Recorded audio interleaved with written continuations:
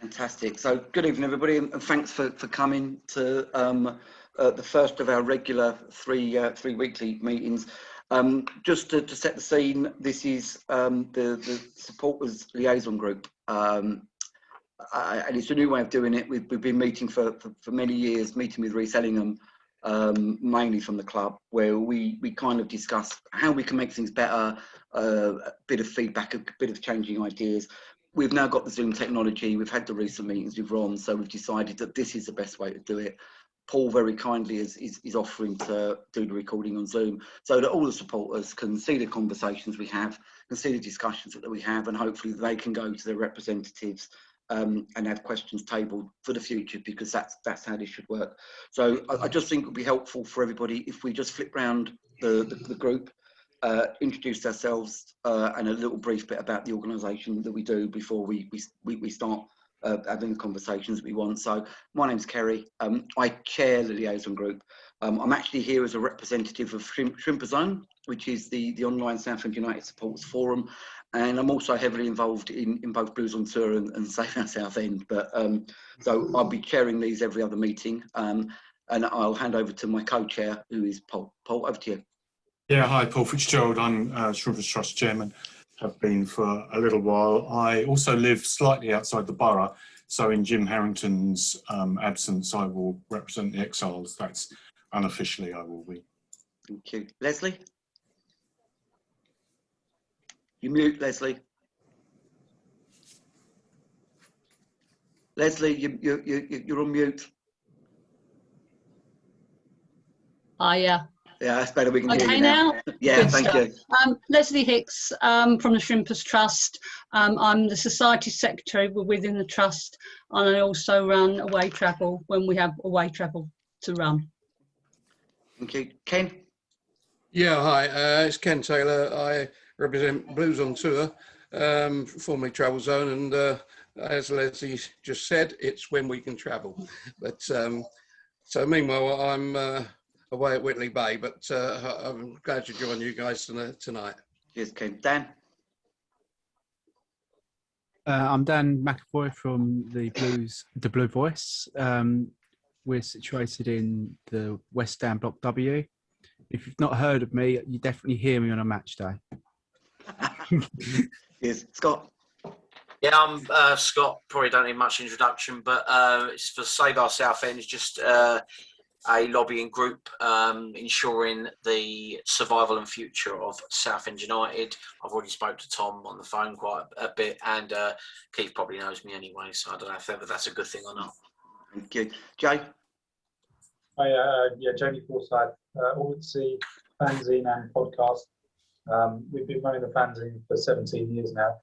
We haven't brought many issues out recently because obviously for obvious reasons. I hope to get back into it next season. And yeah, we're also active on social media as well, and do a sort of fairly semi-regular podcast. Trevor?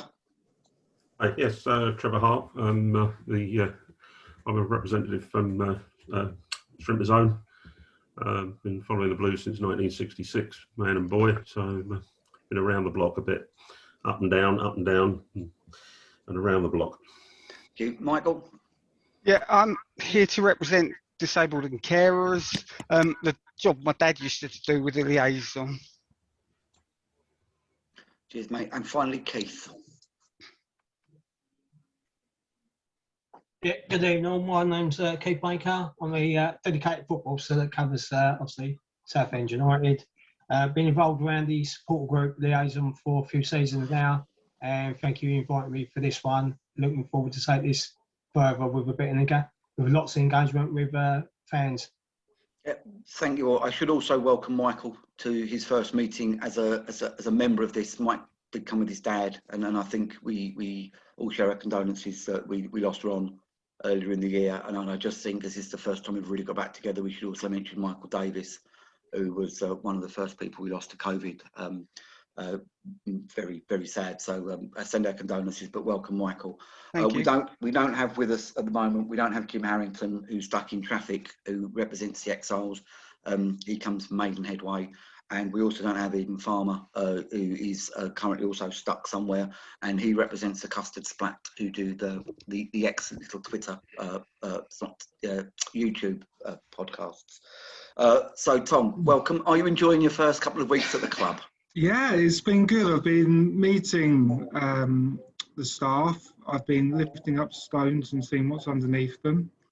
I've made quite good progress on the business plan and dealing with other key operational issues, finalising strategies, for example, the season ticket prices, which albeit that was already in place, we just had to push that out and get the timing right with the refund policy, which wasn't in place, and there's been lots of other bits and pieces going on too. But I'm really enjoying it. I can see the way through some of the problems, and it's been good to speak with Paul and Scott and the others to get a bit of a steer as to what's important to you guys. And I feel like I'm quite in touch with it as a fan. But it's good to, as I say, to use you guys as a sounding board and to listen to what's important and hopefully make things better. Excellent. Hopefully this group working as it does by bringing everybody together gives you a good flavour of how we're thinking. And sometimes we don't always agree, but the one thing we all do have is the well-being and of the future of the club at heart. So that's the positive we do. Unlike the way we've done this with Ron, I've got a couple of set questions, but I'm going to ask the people who have raised them to make the contribution. So I want to bring Scott in first of all. Scott needs to disappear at 6:30. So something Scott's really passionate about. Scott, over to you in the North Bank. Yeah, so what we want to look at is something that we've been doing before at the club that happened for a few seasons, and I think it might be possible again now, given that the fact we're gone down into non-league, is can we have home supporters back in the North Bank? I don't need to reiterate to other supporters here how good the acoustics are, but for those that don't know, the double-barreled corrugated iron roof that is in the North Bank creates a hell of a lot of noise. There's been games where we've had in the past about 50 or 60 Macclesfield fans who can project a noise that sounds like 400 or 500. I think that should be utilised for home support to really push the lads forward. But I am wary, and we are wary as a group of the cost implication with that. Also from Keith's end, the policing with that, and from Tom's end, the logistics of it. Now, if it's going to cost the club money, that's not something that we want the club have to shell out for. If it can be costed, I think there might be room for us looking for a fundraising campaign to make it happen, should it be in the realms of a campaign that's able to do that. So really, I'm throwing the door open to what Tom and what Keith, what their opinions are on it. So we are looking at this, and I've got pulled the plans out. We had a safety advisory group meeting, which I believe Keith was party to a week or so ago, and we floated the idea then. And the feedback that we received was that the safety advisory group, and Keith from the policing side, were willing to look at our proposals, but they wanted us to put forward a proposal as to how this could work. I've got the plans on my desk, and we have had meetings about it. We haven't liaised with Keith on it yet, but I think Keith will speak for himself, I'm sure. But it was not without problems, as you've sort of identified, Scott. Those problems, it seems to me, are not insurmountable, but it's how much is it going to cost to get round it and with the fans. And Keith will probably speak shortly about away fans and what we can expect in terms of numbers. Where are we going to home these people? It seems to me the northeast is probably the only location where they could go, but we're in the infancy of planning. So in terms of what we're doing, we're working internally to produce a plan. That plan we will speak to Keith and the Safety Advisory Group first informally to get feedback, and then ultimately we will put something formally to the Safety Advisory Group, and they will tell us whether or not we can do it or not. Yeah, I think just the reason why I thought we'd bring this up again, since going down into non-league, and I'm sure Keith will have may agree on this, is that being in the National League, our category of games should be lower risk, thus making it maybe a more smoother operation. We've had it before where we've been in League One and in League Two. We made it work. It's whether we can make it work again. So, but obviously we won't want to do anything that's going to cost the club money, that's a detriment to the club. Though we do feel that packing Roots Hall out this season and the following seasons and getting the best atmosphere we can, working in conjunction with Dan, who is always for that, and really pushing the boys on, because there's something that last season that we needed badly was fans there to push the lads on. And I think really that a good, strong support and a vocal support can be worth 6, 7, 8, 9, 10 points a season. So that's my view, but it's down to the club and what they come up with, and we stand ready to support where we can. That's great. Thanks, Scott. As I say, we're working up a plan, and if Keith wants to say something about numbers, because my recollection from the Safety Advisory Group, Keith, was that you had some figures about visiting fans and what we might be able to expect, and there was a couple of games where we wouldn't be able to accommodate the fans in the North East alone, leaving aside logistical and security problems. Tom, yeah, if you're happy for me to come in, yeah, that was discussed at the our Safety Advisory Group meeting. Again, we just need to wait some plans coming from Southend, how they're going to manage that on the day. There's lots of factors to take in consideration: coach parking, segregation. Obviously, each game is assessed individually, and some of those fixtures may seem some high-risk games, and how we're going to move that around. And obviously, looking towards the following season when we get promotion, we're back up in the Football League. Do we revert back again to having that as a way? So it's a lot of questions still unanswered. We've got a little bit of time to look at that around the planning, and also in relation to social distancing. I know we're planning to have everything back to normal, hopefully in the next month or so, but we don't know what that's going to look like, and obviously the club's got to take that into consideration when they're the SGO2 plans they have to put in place for COVID inside the ground as well. But I think we've got a really good relationship with the club and the Safety Advisory Group as well. So we're open to listen to that for home fans back in there. But it's too early at this stage to give you any further than that. If that's okay, Scott, you got any questions, Scott, around that? No, it's just throwing an idea out there at the moment. It's, you know, if it's not doable, it's not doable. My only point is, if there is a cost involved, if it's a reasonable cost, and if there's enough fan support behind it, then it's something I'm sure that we could raise and generate as fans. I think we've all got to do our part, but you know, if it only for some games it can happen, then fair enough. And if you're going to have like Dagenham and we got to revert back to, say, W Block in the West, then that's not an issue. No, we know what's got to come first is, you know, the amount of fans that the club can get through the gate, maximise turnover, and also safety. Safety is also key as well. And we all realise that the structure of Roots Hall is of a crumbling one, and you know, is falling into a little bit of disrepair, which we can all understand because, you know, that we're moving forward and looking to having a new stadium. So we're not looking at vast changes or anything like that, just working with the current structure that we've got at the moment. Cool, yeah. And obviously we've as well, that causes a bit of problems around moving fans back into the West and back to the North with season tickets. So there's a lot to be answered around that, and also coach parking as well. Nothing's impossible, but it's just in case, it's just around, you know, the planning from the club. Yeah, it's been done. It's been done before. I think we had it for around 2 seasons where some games were in there, then we were flipped back. Obviously, if it was a bigger game, it has been achieved in the past when we were a league club. But we did have different stadium manager back then because Dave Jobson was there and he did it and whatever. I appreciate it's now different, so things will have to be looked at again. But like I say, it's only ideas being thrown out at the moment, and what we can do, we will do.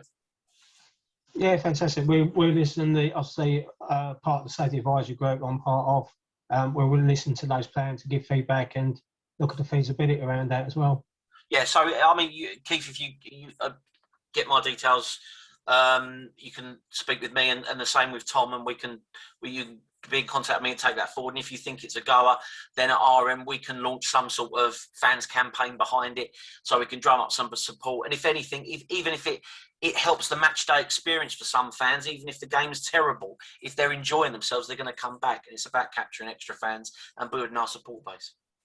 No, that's understandable, mate. Just in relation to that, obviously with having that as an away section, the segregation is a lot easier. Obviously, if you've got fans sharing the stand, then you're a bit more steward intensive, aren't you? Resource intensive, which will bring a cost to the club and at the end of the day for having more resources to doing the sig line. Yeah, the last thing we want to do is be costing the club more money. So, like you say, let us know how things go, and then we'll just go from there. Cool, yeah, and I'm sure Tom and the Peter Lee, the safety officer, and Patrick are come back to the safety advisory group with those plans they're going to put in place. Yep, thank you. The plans have started, so we'll be in touch. Yeah, cheers. Thank you. That's excellent. Kind of as a take on from that as well, and this has come from several of the groups, is around the current state that Rootsall's in, and that there is a groundswell of opinion that it might be in the club's interest to involve some help with supporters to get the place ready for the first game. We hear reports that there's still holes in roofs and leaky toilets and rubbish knocking around and this, that, and the other. I believe from many of the people I've spoken to that if the club put out a come to Rootsall for the day and help us get this place ship shape, I think you get quite a lot of takers. I know we've discussed this before, and there may have been some issues around insurance, but they're not insurmountable. But we believe Wycombe Wanderers have done something like that just to get their ground ready for their campaign. Is there any opportunities you think that we can help you do that for as well? Yeah, thanks for that question. We have got in place Operation Kickstart, which is a spreadsheet, and I love a spreadsheet, which takes we are going to get on so well. all of the jobs. It runs to 3 pages that need to be done to get the place ship shape. For the 16th of July, giving us a week before the 23rd of July, and that goes from litter picking to removing shopping trolleys which have found their way onto the site, to painting, to power washing the seats and so on. So I've done that piece of work to program in. I have suggested some jobs for volunteers to do, but I'll be speaking with Patrick. It'll be next week now to finalise who we want to do what, and then we can put a shout out via Twitter to get volunteers in to assist. Yeah, I think that's a really good move, and if it saves the club a couple of quid, that's a good point. Yeah, I mean, that's it. It will be pretty unglamorous jobs, but it's that's not what it's about. It's about us all getting out there and getting it ship shape. Yeah, no, exactly. And I think it ticks that community box as well, which is one of the things we're kind of really pushing for is the club and the town kind of bit. So that's a really positive. Ken, going to bring you in. You want to talk about season tickets and refunds? Well, just just going back to that point, I think regarding the sprucing of the stadium, I mean, it's as a fan, it's in our own interest. So, if anybody can turn up and make it a bit better, they're making it better for themselves. So that's one thing. But well, on the season ticket thing, it's something that Trevor had noticed from Trevor that reminded me of the predicament or the mention that I made some time ago about the season tickets, where it was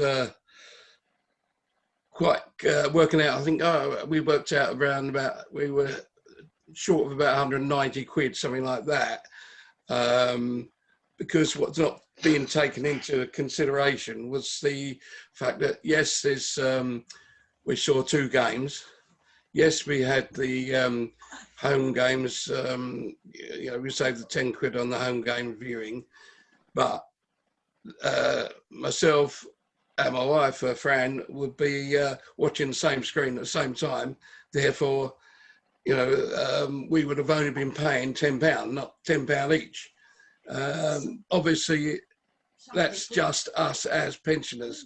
The greater things on here, I know a couple of brothers who do the same thing, and families. As a family of 4, they all have, you know, the same sort of problem. They're paying out in good faith to support the club. They paid out, you know, their full season ticket money, and really they've got 2 games back and some £10 games to view. That's about all they've got. Yes. So just by way of update on that, so we've had 2/3 responses to the questionnaire or the survey that went out, and so far 77% have donated, which is incredible. It's quite humbling in a way. I know it sounds a bit emotional, but it is, because it's a big thing, and everybody's financial situation is different. And when we're putting the messaging together around that topic, we didn't want people to be alienated based on how much money they have in their wallet, and we wanted to give something to everybody, but we also wanted to recognise that everybody, not only is everybody's financial situation different, but as you say, Ken, one size does not necessarily fit all. And we recognise that, and that's why the messaging we put out there was, this is not a perfect situation for anybody, us or fans. These are the options which we'd like you to accept, but if it doesn't work for you, let us know. Put it in the comment section. We will contact you and we'll have a conversation, so we arrive at a situation where everybody's happy, because the last thing we want to do is have disgruntled fans. So our preference is donation for obvious reasons. If a donation isn't acceptable or is not viable, because some people won't be able to do it, and I completely get that, then a credit. And if a credit's no good, or you want to have a conversation because you've got a family of 4, as you say, or 2 pensioners watching, or whatever it is, then fill out the comment section and we will address that. You know, we'll pick up the phone to you and get to a position where everybody's happy, hopefully. Yeah, no, it wasn't sort of a personal thing as such. It was, you know, other people have said similar things to me, and it's just sort of something I thought needed to bring up. You know, I know there's also some youngsters, they are season ticket holders, and they told, no, you're under 18, you can't have iFollow. So that's something they could feedback, and we would get it resolved. I wanted to try and keep it as simple as possible, because we can have lots of different options for different things. Let's just keep it simple. Then if this doesn't work for you, let us know and we'll deal with you on a one-to-one basis. But as I said, so far 77% have come back saying donate. I'm not sure what the difference is on the balance as to between they want a credit or they want something else. I haven't delved into that yet, but I will do. But I think the point you make is an absolutely fair one, Ken. And as I say, in the messaging, we wanted to try and be as open and as reasonable as possible. Yeah, no, that's fair enough. You've answered the question, and reminded us that, yeah, they can make their comments back to you. Absolutely. On the form. Absolutely, yeah. Thank you. I know that the Trust have done a lot of lobbying and work around the season ticket refund issues. Paul or Leslie, is there anything you think you want to bring to the discussion? You want to cover it, Paul? Yeah, you're right. we did speak to them about this, and I think the message that went out to me was about as good as it could have been, bearing in mind the circumstances. I do think, though, that there's a couple of things left to resolve. the car park season ticket being one. I know you're aware of that, Tom.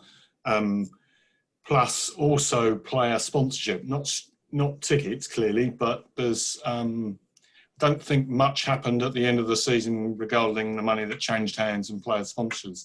And again, you need to deal with that. I'm sure someone's thinking about it, but not insignificant amounts of money, and they're not all companies. Sometimes it's a couple of supporters who've put, I don't know what it was, 400 quid in or whatever, and they've not really had anything from that.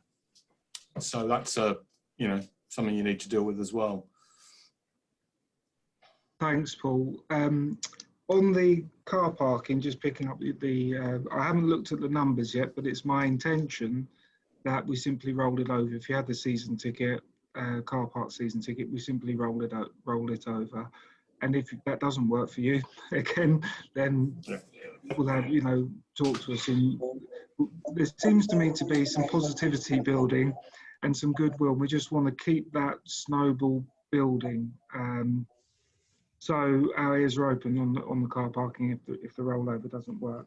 In terms of player sponsorship, that is on my list. I haven't got to it yet, but thank you for reminding me that I need to resolve that one, as well as there's a few others, but I shall pick that up with Reece. It will probably be back end of next week because he's away for a short period now, but I've got the message on that one.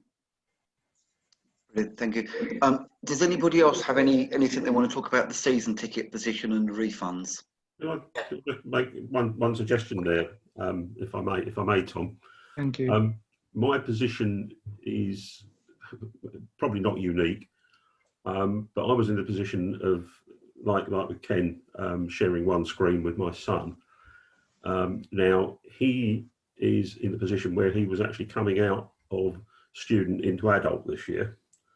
And he's actually been out of work for 18 months. And the government saw fit not to help him out, and other than his universal credit. He is in the position now of going into adult this year. Is there any chance that we could consider maybe extending for people who had, say, a student card last year or were eligible for a student card this year, to give them another year as a sort of goodwill gesture at that same rate to help them out? Just a thought that that might help out, as Ken mentioned about some of the families, if they were able to do a youngster's ticket again this year that perhaps they might not have been entitled to otherwise. I will look into that, Trevor, and I'll come back to you on that directly. Okay, thank you.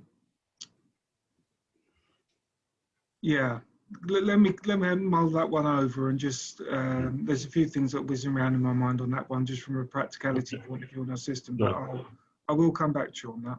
That's all right. I didn't expect a yes or no right now, Tom. Politician. Well, that's what I am. I've been on the other side, mate, so I understand. One other thing that did crop up when you started talking about car parking, I noticed, I came to the Mayor's Civic Service the other afternoon, and yes. Thank you for making the car park available for attendees of that. That was much appreciated. Thank you very much. While parking in there, though, I noticed that we've now got signs up all around the car park about paying to park there and paying on mobile phone, etc., etc., etc. Didn't seem to be anything to say how much or hours of operation or anything else there. So the car park, as you know, is sort of divided into two. Mm-hmm. Area in the south end bit, that's not available for private car parking. It's the other part which is. I don't know what the cost of that is. I believe it's an online system which is run by an external company, but I can find out. Yeah, no, if that would be helpful. Yeah, because it seems to apply to the car park right next to the ticket office. The club shop, yeah, and the club shop. The club shop, which obviously if I go in, hopefully this season I'll be going in to pick up some cup tickets and going in the club shop. It's a obviously it's something we just pull in and park up there, but it didn't say what hours of operation were or anything at all. So whether Yeah, it's match day or whatever. It may be that there's half an hour free or something, and after that it kicks in. But I don't know what the answer is to that, but I will find out. Yeah, well, I think we need some clear signage there that actually makes it, because the last thing we want is somebody popping in to pick up a little birthday present for Johnny and comes out and finds out later he's got a ticket for popping in the club shop. No, I think it's a great point. Thank you. It won't look very good on the back page of the Echo, let's put it that way. Dan, you were indicating. Yeah, just one that, I've seen mentioned a couple of times on social media. Will there be finance options for season tickets?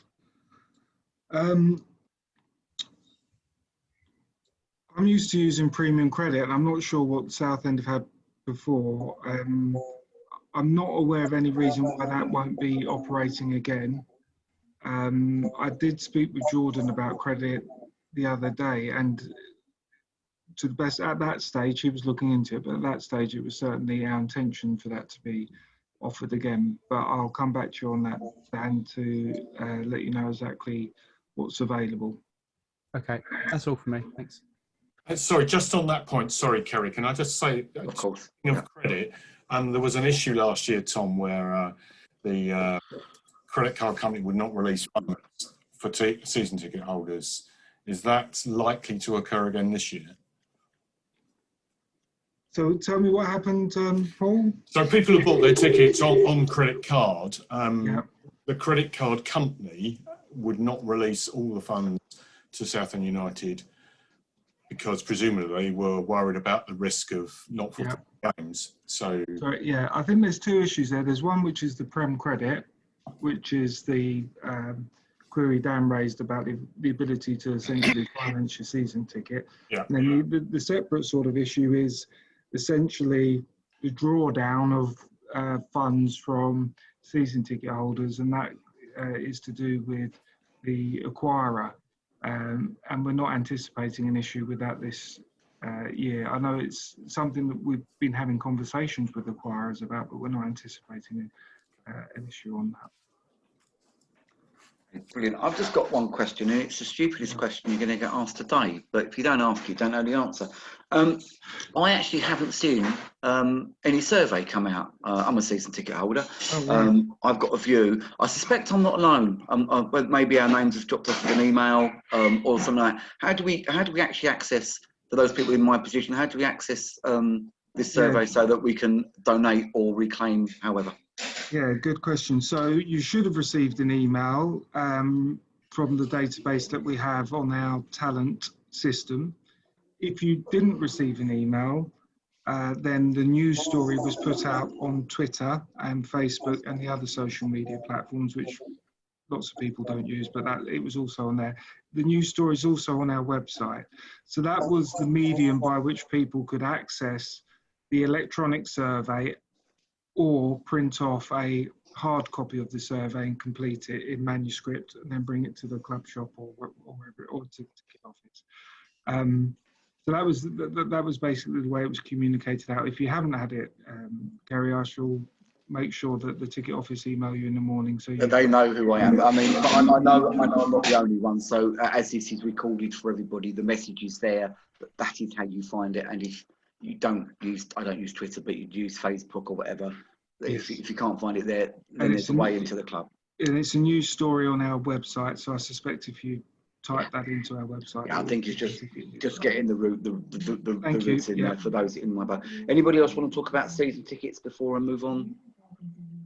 Okay, I think I'm fairly sure that we was expecting some news from Southend Council today or yesterday, 23rd, about the application around Fossett's Farm. Any updates at all? Not from me on that. All I can say is I have spoken to Ron and things are progressing, but I would feel a little uncomfortable disclosing anything at this stage because I think that's probably for Ron to do at the appropriate time. But I have nothing negative to say on the whole Fossett's Farm situation. Fine, I think we respond to that. They're the questions that were put to me beforehand. So what we'd normally do if we're sitting around a table is we just pop round and go, does anybody want to ask anything? And then we'd hand over to you, Tom, if there's anything you wanted to relay to us. So it's a two-way process. So if I just go around in the order that I did last time, so if I start with Paul. Yeah, sure. We had a brief discussion with Junior Blues. Any more news on that? Not at this stage. What I have done, I know it's separate, but I've asked Reese to liaise with Dale on the Meet the Blues Day, and I want to get the Junior Blues involved in it. I know it's a separate thing, but it's important for me that the Meet the Blues this year is a big deal, because the feedback we had is it sort of stagnated a little, and it's one man and his dog and a tent full of Shrimpers Trust guys, and that's about it. So we're going to have it, subject to COVID restrictions and etc. We're going to have a big do. And would like the Junior Blues to, very much have a part in that. In terms of Junior Blues generally, I know Kay was very keen on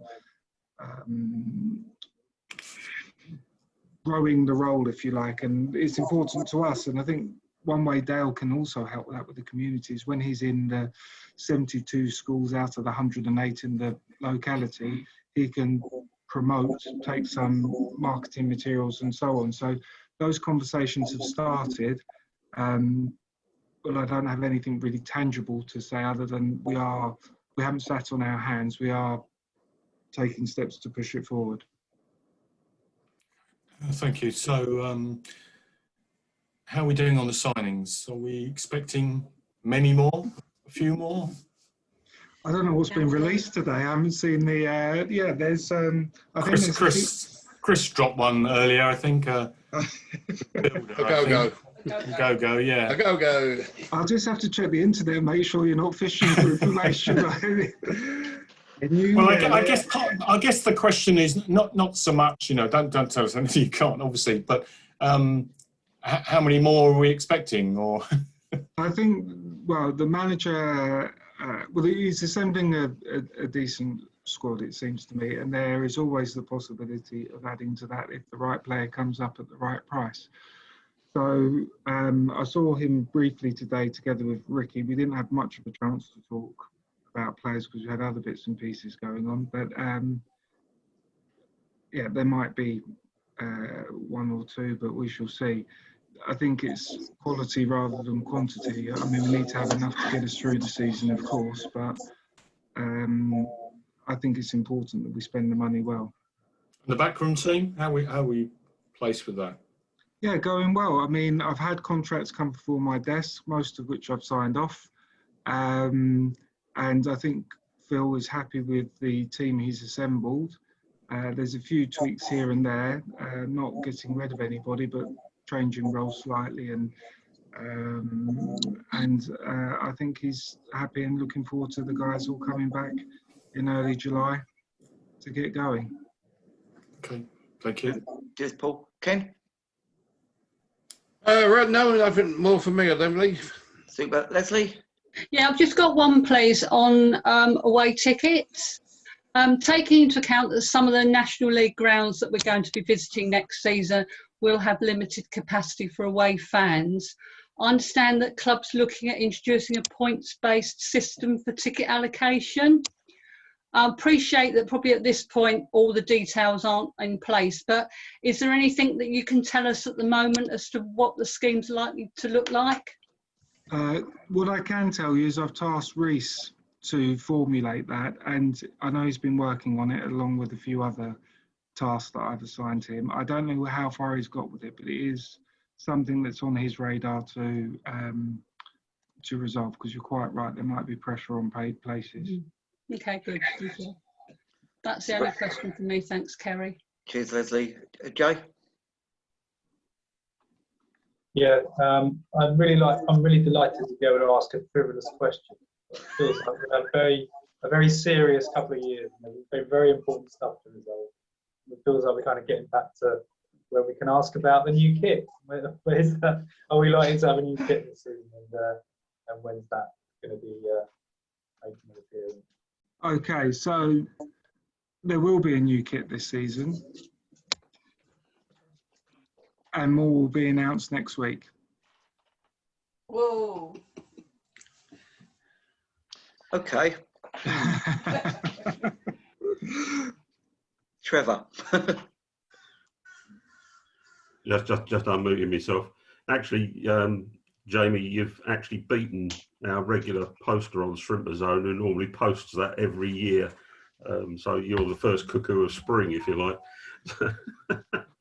No, I've got. Oh, well, the only thing is actually around the kit. Is it still going to be with Hummel, Tom? Because was that a 2 or 3 year deal we signed with them? I think, wasn't it? There'll be more on that next week.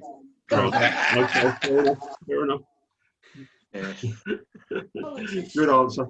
Cheers. Yeah, absolutely. Dan. Yeah, again, one of my questions was to be around the kit. Normally it's released and put on sale for Meet the Blues Day. Just as a idea, would it be an idea to have kits pre-ordered to be picked up at Meet the Blues Day as well? Yeah, that's a great idea. The Meet the Blues Day was going to be the first opportunity to purchase, but I think your suggestion is a good one, and it's not one I thought of, so I shall claim credit for that internally and see what we could do to get it organised. It might just get some more people down to Meet the Blues Day as well. Yeah. Just a positive for me as well. Obviously, the season tickets are now out. I thought that the marketing for that and the video that the marketing team done was absolutely fantastic. I think they should be credited for that. Thank you for your contribution to that too. I had no part to play in that, nothing to do with me, but they did very, very well with it, and it's I'm proud of them and what they've done. I think they got the tone spot on. Yeah, I agree with you there. Cheers, Dan. I'm going to introduce Jim. Jim, whilst you just. All right, mate. I'm enjoying watching your car ride. This is brilliant. Jim was slightly late for the beginning of the meeting. So, Jim, what do you want to, before asking any questions, introduce yourself and who the Exiles are? I'll introduce myself. The irony is that, yes, I represent the Exiles, and for part of this meeting, I was actually at Roots Hall. Could have popped in for a coffee. I did. I was a bit worried about getting a parking ticket, if I'm honest, but I've actually been in Southend today. I was in Stanbridge playing golf this morning. It went on a bit longer than I intended. My hope was that I was going to be back home by 6 o'clock. That didn't work. So, yes, I represent the Exiles. I live 75 miles away from Roots Hall, which is quite close compared to many other Exiles. I don't have any Exiles questions today. It's been interesting. I didn't realise you could listen to a Zoom call on your car radio. That's very good. But no, nothing really to add. But I have listened to the whole meeting. Thank you. It's been very informative. Cheers, Jim. That's a terrible admission for you, Jim, being in the industry you're in, mate. It's just not something I normally do. Normally at home, in the office. It's all right, Tom. Jim and I were old schoolmates, actually. So started watching the Blues together. So less than the old, eh? And Michael? No, nothing from me, Kerry, at the moment. Yeah, cheers, mate. Whilst Michael's on the call, one of the things that is a regular bane of his dad's life was the disabled seating in the ground and some of the issues that were there. And I think going forward, when people are back in the ground again, I think we'd very much like to explore that and how we make it easier that people in wheelchairs at the back of the West Stand can actually see the game without having people who refuse to sit down in front of them. And then whether we can do anything with that. And I know we did a lot of work with Reece and Ron to try to work out what options there were there, but I think in the 21st century we need to be better than that. And I know there's some challenges, but maybe that's a book we can reopen again. Yeah, brilliant. And Keith, do you have any questions, mate? No questions from me. I can confirm Worcester will be wearing the same kit next season. So, Cheers, mate. Thanks for that. Is yours Nike or Hummel? sponsored by Police. Ah, fantastic. So from our side, Tom, I think everyone's had a chance to ask a question. So hand over to you if there's anything you want to ask us or you want to tell us or stuff you think they need to go. You're on mute, mute, mate. Tom. Mute. You're on mute. Got it. Thank you. Yeah, thanks for the disabled supporters. I'll contact Michael on that, and I'll send you my number now, Michael, before I come off the call, so we can have a conversation. Because I'd like to learn a bit more about that and see what we can. Yeah, there's certainly a few issues that Dad raised. Okay, well, it's we shall get those resolved. I'll just send you my number now, so you've got that. Yeah, in terms of everything else, I just a bit of feedback as to where I am with it all. To say I've making good progress on the business plan.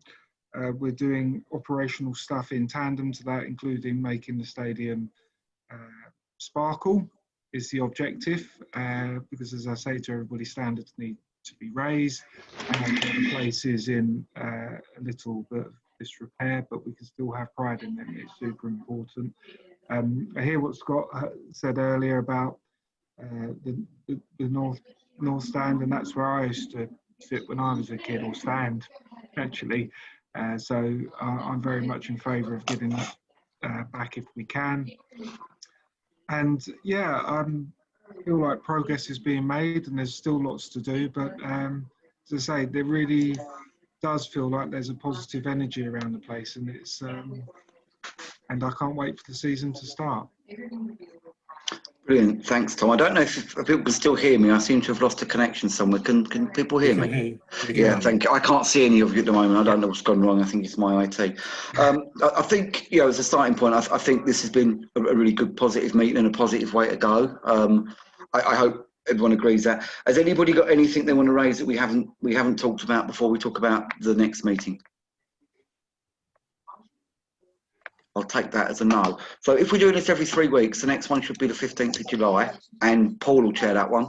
And I suspect in the 15th of July, we'll certainly know who our fixtures are, and we should have a confirmation of what the COVID position is, and hopefully we will be able to work out how that affects football. I'm completely unsure as to what the Prime Minister means when he talks about no restrictions. Yeah, actually, is that no restrictions, or are there going to be some restrictions? So I think the 15th is a really good time to do that, when we'll be able to properly plan and understand what next season might look like, both on the pitch and actually getting into games and seeing games. So with that, thank you all very much for the way we've handled this today. It's the first time I've chaired a meeting on Zoom, so that was a learning experience as well. Sure. Be back to Paul next time round. There'll be no minutes of this. I know we used to do notes, but we've got the recording, so we don't really need to note this. But thank everybody for joining today. And obviously, myself and/or Paul will be in contact on just to work out how we're going to do this next time, who's coming from the club, and then we can make sure that we have the appropriate questions for the appropriate people. We're going to have a quick 5 minutes between ourselves just to talk about some boring constitutional logistics type stuff around. That sounds like my cue. This organisation. So, and that's when the recording will stop, because we will probably just make sure that we're all agreeing with what we're doing. But I'd just like to thank Keith, as always, and for the ongoing support we've had with Keith for a number of years, and yourself, Tom. It was great to meet you, and I hope you think this is a really good, worthwhile thing to do. 100%. Really do. Cheers, everybody. Thank you very much. 15th, if not Thanks very much. Cheers. Cheers. Thank you. Bye, Tom. Bye-bye. Bye-bye.